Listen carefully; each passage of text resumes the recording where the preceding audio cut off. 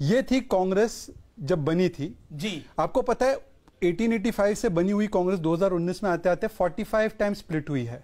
पर छोड़िए, इतना टाइम तो अपने पास है नहीं। 1969 से ये बनी कांग्रेस, चाकू से काट रहे हैं आप। ये हाँ, ये कांग्रेस इंदिरा बनी, फिर कांग्रेस ओ बना, फिर उसके बाद कांग्रेस जे बना 1970s में, फिर उसके बाद कांग्रेस आई बनी 78 में, फिर कांग्रेस यू बनी देवराज उर्स की 79 में, कांग्रेस ए बनी एंटनी साहब की 1980 में, कांग्रेस जे बनी जगजीवन राम की 1981 में।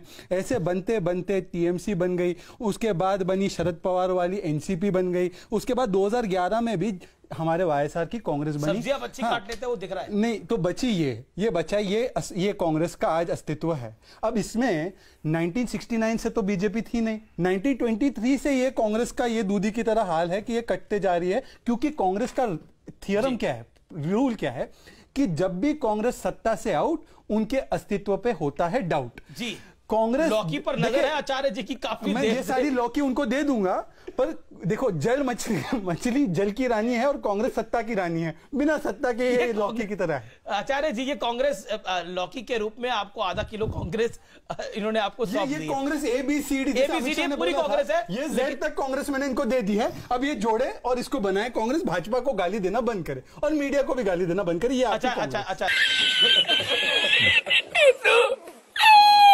मोदी है तो मुमकिन है कि जो लोग इतने बड़े राजनीतिक विरोधी थे, अर्थात बुआ और बबुआ, वो एक साथ आ जाए।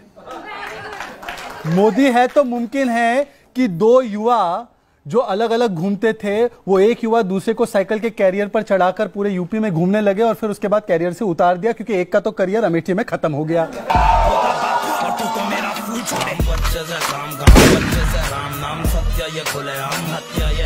इससे पहले की जो सरकार थी उसका क्या रुख था? उन्होंने एक हलफनामा देकर कहा कि श्री राम एग्जिस्ट ही नहीं करते, और आज उन्हीं के तरफदारी करने वाले कुछ लोग यहाँ पे आके पूछ रहे कि बताओ कि राम जी का आधार कार्ड कहाँ है, राम जी का बर्थ सर्टिफिकेट कहाँ है।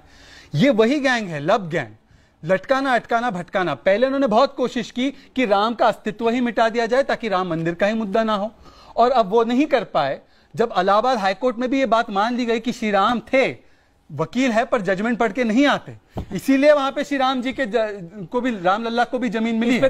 अब ये वकील है पर पढ़ते कम है, इनका ज्ञान कम है, तो इनके ऊपर श्री राम की दृष्टि आएगी तो शायद समझ पाएंगे। अब मैं आपसे इतना कहना चाहता हूं, ठीक है, तालियां तब बजेंगी मेरे भाई, तालियां तब बजेंगी, 20 सेकंड, तालियां तब बजेंगी, तालियां तब बजेंगी जब आपके भी हाथ में श्री राम मंदिर के लिए एक ईंट जाएगी तब।